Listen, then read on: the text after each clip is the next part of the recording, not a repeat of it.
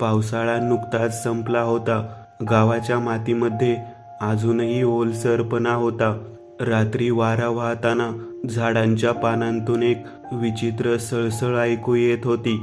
हे गाव नकाशावर होतं, पण लोकांच्या आठवणीत नव्हतं. वाघोलीच्या डोंगरामध्ये लपलेलं एक विस्मरणात दिलेलं गाव. गावात प्रवेश करताच एक गोष्ट लक्षात येत होती. इथे रात्री खूप शांतता असायची. इतकी शांतता की स्वतःच्या श्वासाचाही आवाज मोठा वाटावा. आणि त्या शांततेला छेद देणारी एकच गोष्ट होती, रातराणीचा सुगंध. अनिकेत अनेक वर्षांनी गावात परतला होता. त्याच्या वडिलांचा अचानक मृत्यू झाला होता आणि त्याला वारसा म्हणून मिळाला होता एक प्रचंड अंधाराने भरलेला जुना वाडा. लोक म्हणायचे तो वाडा शापित आहे, पण अनिकेत शहरात वाढलेला, त्याला भूताखेतांवर विश्वास नव्हता. पहिल्या दिवशी तो गावात पोहोचला तेव्हा सूर्य मावळत होता. आकाश लालसर झालं होतं. पक्षी विचित्र आवाज करत होते. वाडा पाहताच त्याच्या अंगावर काटा आला. मोठं तुटलेलं फाटक, काळ्या शेवाळाने झाकलेल्या भिंती आणि आजूबाजूला असंख्य रातराणीची झाडं, पांढऱ्या फुलांनी भरलेली, जणू अंधारात चमकणारे डोळे. गावातील एक म्हातारी बाई त्याला म्हणाली, बाळा, रात्री फुलांचा वास आला तर खिडकी उघडू नकोस. अनिकेत हसला. कशाला? ती फक्त म्हणाली, सुगंध तुला बोलावेल. त्या रात्री अनिकेत वाड्यात एकटाच होता. मोठ्या हॉलमध्ये त्याने दिवा लावला. जुन्या फोटो फ्रेम्स भिंतीवर टांगलेल्या होत्या. त्याच्या पूर्वजांचे चेहरे त्याच्याकडे बघत असल्यासारखे वाटत होते. घड्याळाने 12 वाजवले आणि अचानक हवा बदलली. थंड झाली, जड झाली आणि हळूहळू एक गोड मादक सुगंध दरवळू लागला. रातराणी. अनिकेतने खोल श्वास घेतला. त्याला अचानक खूप शांत वाटू लागलं, जणू तो कुठल्या तरी स्वप्नात चालत आहे. त्याच्या पायांनी स्वतः चालायला सुरुवात केली. तो खिडकीजवळ गेला. बाहेर चंद्रप्रकाशात बाग पांढरी दिसत होती. रातराणीची फुलं वाऱ्याशिवाय हलत होती आणि झुडपांमध्ये कोणीतरी उभं होतं. एक स्त्री, लांब केस, पांढरा जगा आणि पूर्ण स्थिर. अनिकेतचा श्वास अडकला. ती हळूहळू हात वर करून त्याला बोलावू लागली. दार आपोआप उघडलं. अनिकेत बाहेर गेला. त्याच्या पायाखालची माती थंड होती, जणू ताज्या कबरीवर चालतोय. सुगंध आता इतका तीव्र झाला की त्याला भोवळ येऊ लागली. स्त्री झुडपांच्या आत गेली. अनिकेत तिच्या मागे. जितका तो पुढे जात होता तितका बागेचा आकार बदलत होता. झाडं जास्त उंच, फुलं जास्त पांढरी. आणि अचानक त्याच्या पायाखाली काहीतरी मऊ लागलं. त्याने खाली पाहिलं. एक मानवी हात माती खालून बाहेर आलेला. अनिकेत किंचाळला. तेवढ्यात आसपासची माती हालू लागली. अनेक हात बाहेर आले. सडलेले चेहरे वर येऊ लागले. डोळे नसलेले, ओठ शिवलेले. ते सर्व एकाच आवाजात कुजबुजत होते, सुगंध, सुगंध. अनिकेत वेड्यासारखा पळू लागला, पण बाग संपत नव्हती. रस्ता गोल गोल फिरत होता आणि ती स्त्री अचानक त्याच्या समोर उभी राहिली. यावेळी तिचा चेहरा दिसत होता, पण तो चेहरा त्याच्या आईचा होता. ती हळू आवाजात म्हणाली, इकडे ये, कायमचा. अनिकेत अचानक उठून बसला. तो आपल्या खोलीत होता. सगळं स्वप्न होतं का? पण त्याच्या पायावर चिखल होता आणि हातावर नखांचे ओरखडे. खिडकीबाहेर अजूनही रातराणीची फुलं हालत होती आणि अंधारात कुणीतरी हसत होतं.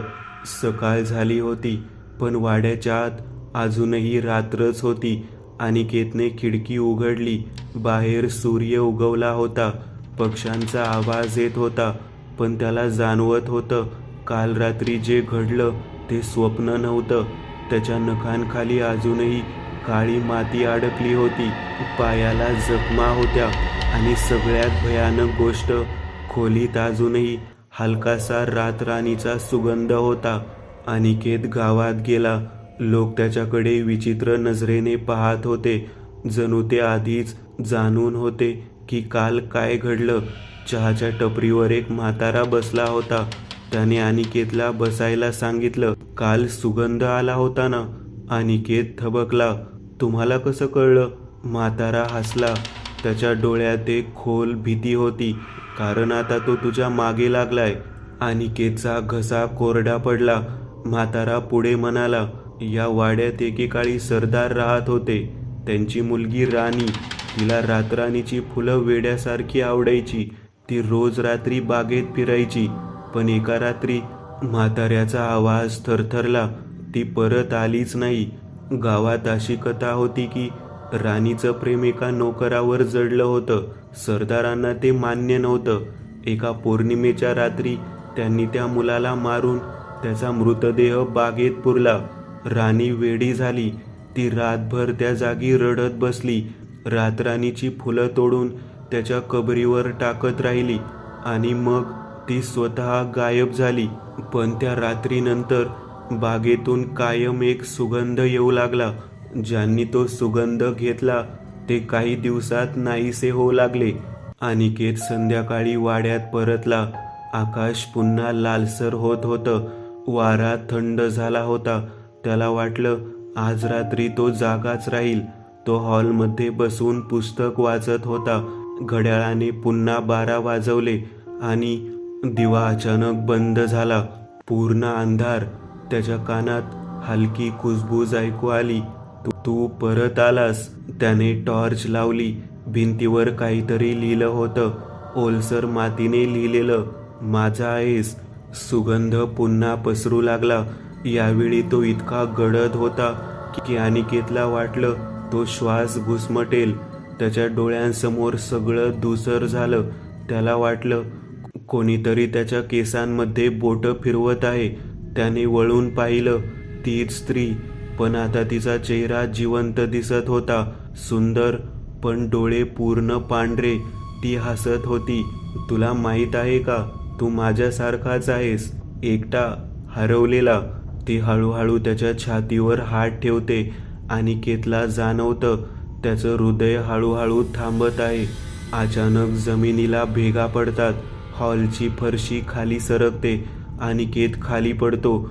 तो एका मोठ्या अंधाऱ्या खोलीत येतो. भिंतीवर हजारो नखांचे ओरखडे, जमिनीवर सांगाडे आणि मधोमध रातराणीचं एक प्रचंड झाड. त्याच्या फांद्यावर लटकलेले चेहरे सगळे जिवंत असल्यासारखे हलत होते. ते एकाच आवाजात म्हणाले, आम्ही अजूनही सुटलो नाही. अनिकेतला अचानक एक आवाज ऐकू येतो. एक वृद्ध स्त्री. ती सांगते, तिला मुक्ती दे, नाहीतर तूही इथेच राहशील. अनिकेत वर पाहतो. ती राणीच होती, पण यावेळी तिच्या डोळ्यात अश्रू होते. अंधार, ओलसर मातीचा वास आणि मृत्यूची जड शांतता. अनिकेत अजूनही त्या भूमिगत खोलीत उभा होता. त्याच्या आजूबाजूला सांगाडे, भिंतीवर नखांचे ओरखडे आणि मधोमध ते भयंकर रातराणीचं झाड. त्या झाडाच्या प्रत्येक फांदीवर कोणाचा तरी चेहरा लटकत होता. ते चेहरे जिवंत असल्यासारखे हलत होते. त्यांचे ओठ शिवलेले होते, पण तरीही आवाज येत होता, मुक्त कर, मुक्त कर. अनिकेत एक पाऊल मागे गेला. तेवढ्यात जमिनीखालून एक हात बाहेर आला आणि त्याचा पाय घट्ट पकडला. तो किंचाळला. आणखी हात बाहेर येऊ लागले. माती फाटू लागली. अनेक मृतदेह अर्धवट बाहेर आले. कोणाचे डोळे नाहीत, कोणाचा चेहरा वितळलेला, कोणाचे तोंड पूर्ण उघडे, पण आवाज नाही. ते सर्व त्याच्याकडे सरकत होते. अचानक सगळं थांबलं. एक थंड वारा सुटला आणि ती आली, राणी. यावेळी तिचं रूप पूर्ण बदललं होतं. तिचे केस हवेत तरंगत होते. डोळे पूर्ण काळे झाले होते. तोंड फाटून कानापर्यंत गेलेलं. ती हसत होती. हे सगळे माझे आहेत. ती झाडाकडे बोट दाखवते. ज्यांनी सुगंध घेतला ते कधीच सुटत नाहीत. अनिकेत थरथरत म्हणाला, तू त्यांना का अडकवून ठेवतेस? ती अचानक त्याच्या जवळ येते. कारण मी एकटी होते. तिचा आवाज बदलतो. आता कुणीही मला सोडून जाऊ शकत नाही. रातराणीचं झाड अचानक हालायला लागतं. त्याची फुलं एका मागोमाग एक उघडतात. प्रत्येक फुलातून दुरासारखा पांढरा सुगंध बाहेर येतो. तो सुगंध अनिकेतच्या नाकात शिरतो आणि त्याच्या डोळ्यांसमोर दृश्य बदलतं. तो स्वतःला त्या वाड्याच्या जुन्या काळात पाहतो. सरदार रागाने ओरडत आहेत. नोकर मुलाला बांधून मारलं जाते. राणी रडत आहे. ती त्याच्या मृतदेहावर रातराणीची फुलं टाकते आणि अचानक ती स्वतःच माती खणायला लागते. हात रक्ताळलेले, डोळे वेडे, ती स्वतःला त्या कबरीत झोकून देते. जिवंत पुरते. अनिकेत धडपडत मागे हटतो. तू स्वतःला पुरलं. राणी हळू हसते. माझं प्रेम, माझा श्वास, सगळं इथेच आहे. ती झाडाकडे पाहते. हे झाड त्या रक्तातून उगवलं. अनिकेतला अचानक जाणवतं त्याचा श्वास जड होत चाललाय. त्याच्या हातावर पांढऱ्या फुलांच्या वेलींनी पकड घेतली. त्या वेली त्याच्या शरीरात फिरू लागल्या. तो किंचाळतो. झाडावर चेहरे जोरात हालू लागतात. आणखी एक, आणखी एक. तेवढ्यात एक हलका आवाज येतो. तोच वृद्ध स्त्रीचा. झाड झाड जाळ, तेच तिचं बंधन आहे. अनिकेतच्या लक्षात येतं. तो आजूबाजूला पाहतो. एका कोपऱ्यात जुना कंदील पडलेला असतो. तो उचलतो. राणी किंचाळते, नको, पण अनिकेत कंदील झाडावर फेकतो. क्षणात आग पेटते. रातराणीची फुलं काळी पडतात. सुगंध बदलतो. गोड वास आता कुजलेल्या माणसासारखा होतो. झाडावरचे चेहरे किंचाळतात. जमीन हादरते. राणी वेड्यासारखी ओरडते, तू मला संपवू शकत नाहीस. आग वाढत जाते. झाड जळतं. चेहरे एक एक करून वितळतात आणि अचानक सगळं शांत होतं. अनिकेत जमिनीवर कोसळतो. पुन्हा शांतता. तो हळूहळू डोळे उघडतो. तो पुन्हा वाड्याच्या हॉलमध्ये असतो. सगळं शांत. सुगंध नाही, अंधार नाही.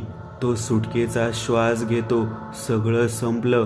पण खरंच संपलं का? तो उठतो. आरशात पाहतो आणि गोठतो. त्याच्या डोळ्याचा रंग बदललेला असतो, पूर्ण पांढरा. आणि त्याच्या मागे हळूहळू पुन्हा फुलत असलेली रातराणीची एक नवी कळी. रात्र पुन्हा उतरली होती. वाड्याच्या भोवती शांतता होती. पण ती शांतता आता जिवंत नव्हती. ती मृत होती. अनिकेत हॉलमध्ये एकटाच उभा होता. त्याचे डोळे पूर्ण पांढरे. त्याचा श्वास थंड. त्याला आता काही जाणवत नव्हतं. ना भीती, ना वेदना. फक्त एक गोष्ट, सुगंध. त्याच्या शरीरात काहीतरी बदलत होतं. त्याच्या शिरांमध्ये रक्ताऐवजी जणू पांढरा धूर वाहत होता. त्याला आवाज येऊ लागले, तू आता आमच्यातला आहेस. तो आवाज बागेतून येत होता. अनिकेत हळूहळू बाहेर चालू लागला. बागेत पोहोचताच त्याने पाहिलं, जळालेलं झाड पुन्हा उगवलं होतं. पण यावेळी ते अधिक भयानक होतं. त्याच्या फांद्या काळ्या होत्या, फुलं रक्तासारखी लाल आणि प्रत्येक फुलाच्या आत एक डोळा. ते डोळे त्याच्याकडे पाहत होते. राणी परतली. धुकं पसरलं आणि त्या धुक्यातून राणी पुन्हा प्रकट झाली. पण यावेळी ती आधीसारखी नव्हती. ती अधिक शक्तिशाली होती. तिच्या चेहऱ्यावर एक विकृत हसू होतं. तू मला जाळलं नाहीस, ती म्हणाली. तू मला मुक्त केलं आणि स्वतःला बांधलं. अनिकेत थरथरला. म्हणजे? ती त्याच्या जवळ आली. हळू आवाजात म्हणाली, तू आता वाड्याचा रखवालदार आहेस. झाडाच्या फांद्या अचानक हालू लागल्या. जमिनीखालून पुन्हा हात बाहेर आले. पण यावेळी ते अनिकेतला पकडत नव्हते. ते त्याला नमस्कार करत होते. मालक. अनिकेतच्या चेहऱ्यावर हसू उमटलं. त्याला समजलं, ते आता त्या शापाचा भाग बनला आहे. गावावर सावली. पुढच्या काही दिवसात गावात विचित्र घटना घडू लागल्या. लोक रात्री अचानक बाहेर पडू लागले. त्यांना एक गोड सुगंध खेचत होता. ते परत येत नव्हते. गाव रिकामं होऊ लागलं. एक दिवस गावात एक मुलगा शिल्लक होता, आरव. त्याने वाड्याकडे पाहिलं. त्याला सुगंध आला. तो थांबला. त्याच्या आजीने सांगितलेलं त्याला आठवलं. रातराणीचा वास आला तर मागे वळू नकोस. पण सुगंध खूप गोड होता. तो हळूहळू वाड्याकडे चालू लागला. वाड्याचं फाटक आपोआप उघडलं. बागेत पांढरं धुकं आणि मधोमध उभा अनिकेत. त्याचे डोळे पांढरे, चेहऱ्यावर हसू. त्याच्या मागे राणी उभी. ती आरवकडे पाहून हसली. आणखी एक. त्या रात्रीनंतर कोणीही त्या गावात राहिलं नाही. वाडा अजूनही तसाच आहे. रातराणी अजूनही फुलते आणि जेव्हा रात्री गोड सुगंध दरवळतो तेव्हा कुणीतरी हळू आवाजात कुजबुजतं, इकडे ये. जर कधी तुला रात्री अचानक खूप गोड फुलांचा वास आला तर खिडकी उघडू नकोस, कारण कदाचित तो वारा नाही, तो कोणीतरी तुला बोलावत असतो. अनिकेत आता रात्र, वाडा आणि एक सुगंध. पण यावेळी तो सुगंध गोड नव्हता. तो जड होता, कुजका आणि श्वास गुदमरवणारा. अनिकेत आता पूर्णपणे बदलला होता. त्याचं शरीर हळूहळू सुकत चाललं होतं. त्वचा पांढरी, डोळे रिकामे. तो आता माणूस राहिला नव्हता. तो उभा होता बागेत, रातराणीच्या झाडासमोर. झाड आता जिवंत होतं. त्याच्या फांद्या श्वास घेत होत्या. फुलं उघडत बंद होत होती, जणू तोंड. आणि प्रत्येक फुलाच्या आत लहान किंचाळणारे चेहरे. राणी त्याच्या मागे उभी होती. ती आता सुंदर नव्हती. तिचं शरीर तुटलेलं, हाडं बाहेर आलेली, तोंडातून काळा धूर निघत होता. ती कुजबुजली, तू मला जाळलं नाहीस, तू मला खायला दिलंस. अनिकेत थरथरला. काय? ती झाडाकडे बोट दाखवते. हे झाड आत्म्यांवर जगतं. आणि आता ती हसली, तू त्याचं अन्न आहेस. अचानक वेलींनी अनिकेतच्या पायांना घट्ट पकडलं. तो ओरडला. वेलींनी त्याला वर उचललं. फुलं उघडली. त्यातून लांब चिकट जीभ बाहेर आली. ती त्याच्या शरीराला चाटू लागली. त्याला जाणवत होतं, त्याची त्वचा वितळते, मांस सैल होते, पण तो मरत नव्हता. राणी हसत होती. तुला मृत्यू मिळणार नाही, तू जिवंत राहशील आणि रोज थोडा थोडा खाल्ला जाशील. झाडाच्या फांद्या त्याच्या छातीत शिरल्या. अनिकेत किंचाळला, पण आवाज बाहेर आला नाही. त्याचं तोंड हळूहळू बंद होत गेलं. त्वचा एकत्र शिवल्यासारखी. काही वेळाने सगळं शांत झालं. झाडावर एक नवीन फूल उमटलं. ते हळूहळू उघडलं. आत अनिकेतचा चेहरा, डोळे उघडे, भीतीने भरलेले, पण आवाज नाही. शाप पसरतो. त्या रात्रीनंतर रातराणीचा सुगंध बदलला. तो आधी गोड होता, आता तो वेदनांनी भरलेला होता. ज्यांनी तो वास घेतला त्यांना स्वप्न पडू लागली. एक बाग, एक झाड आणि त्यावर लटकलेले चेहरे. त्यात एक नवीन चेहरा असायचा, अनिकेत. तो डोळ्यांनी विनंती करत असायचा, येऊ नकोस. पण लोक येतातच, कारण सुगंध खूप सुंदर असतो, खूप मोहक, खूप आकर्षक. त्या वाड्याचं रहस्य कुणालाच कळलं नाही. पण एक गोष्ट खरी आहे, रातराणीचं झाड कधीच मरत नाही. ते फक्त वाढतं आणि प्रत्येक फुलामध्ये एक कथा अडकलेली असते, एक आत्मा, एक किंचाळी.